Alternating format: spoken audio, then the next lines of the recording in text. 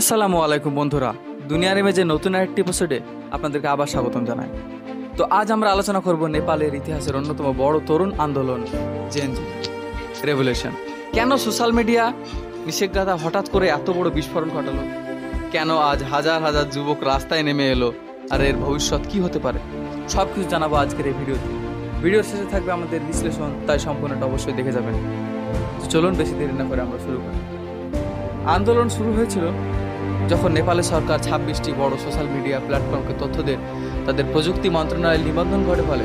Facebook, Instagram, YouTube, WhatsApp, Twitter সবই এর মধ্যে ছিল।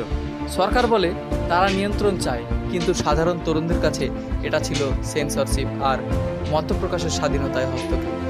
বিশেষ করে জেন জেড প্রজন্ম, যাদের জীবন সোশ্যাল মিডিয়ার সঙ্গে, তারা এটা একেবারে মেনে নিতে পারেনি। আর তখনই আন্দোলনের সূচনা হয়। রাস্তায় তরুণদের জোয়ার। শুরুতে ছোট ছোট প্রতিবাদ হলেও দ্রুত তা দেশ জুড়ে ছড়িয়ে পড়ে। রাজধানীর কাঠমান্ডু থেকে শুরু করে পেখরা, বিরাননগর, বিরাটপুর, প্রতিটি শহরে হাজার হাজার তরুণ রাস্তায় নামে।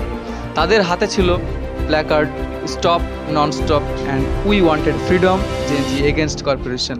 কিন্তু শান্তিপূর্ণ আন্দোলন বেশি দিন টিকল না। পুলিশের সঙ্গে সংঘর্ষ শুরু হয়। নিরাপত্তা বাহিনী গুলি চালালে কমপক্ষে 19 জন নিহত হয় এবং অসংখ্য আহত। শহরে জারি হয় কারফিউ। তবুও আন্দোলনে থেমে যায়নি, বরং আরও ছড়িয়ে পড়ে। এবং যে আন্দোলনের সবচেয়ে ভাইরাল অংশ ছিল নেপোবাডি ট্রেন্ড। তরুণরা বলতে শুরু করেছিল, নেপালের নেতাদের ছেলেমেয়েরা বিলাসবহুল হোটেল, দামি গাড়ি, বিদেশি শিক্ষা সবকিছু পাচ্ছে, অথচ সাধারণ তরুণরা বেকারত্ব আর দরিদ্রের সঙ্গে উঠে চলেছে। এই শব্দটাই হয়ে ওঠে প্রতিরোধের প্রতীক। সোশ্যাল মিডিয়ার ভিডিও, মিম, পোস্ট সবকিছু ভরে যায় নেপোবাডিতে। আন্তর্জাতিক মিডিয়া ও এই আন্দোলনকে কভার করতে শুরু করে, অর্থাৎ সেই সোশ্যাল মিডিয়া সরকার বন্ধ করতে চেয়েছিল, সেটাই শেষ পর্যন্ত সরকারের বিরুদ্ধে সবচেয়ে বড় অস্ত্র হয়ে দাঁড়ায়। সরকারের প্রতিক্রিয়া, তীব্র চাপের কারণে মুখে সরকার অবশেষে সোশ্যাল মিডিয়ার উপর থেকে নিষেধাজ্ঞা তুলে নেয়। তারা জানায় একটি তদন্ত কমিশন গঠন করা হবে, যেখানে সহিংসতার ও কারণ দায়ীদের খুঁজে বের করা হবে। সবচেয়ে বড় রাজনৈতিক ঝড় আসে যখন রাষ্ট্রীয় মন্ত্রী রমেশ লেখক নৈতিক দায় স্বীকার করে পদত্যাগ করেন।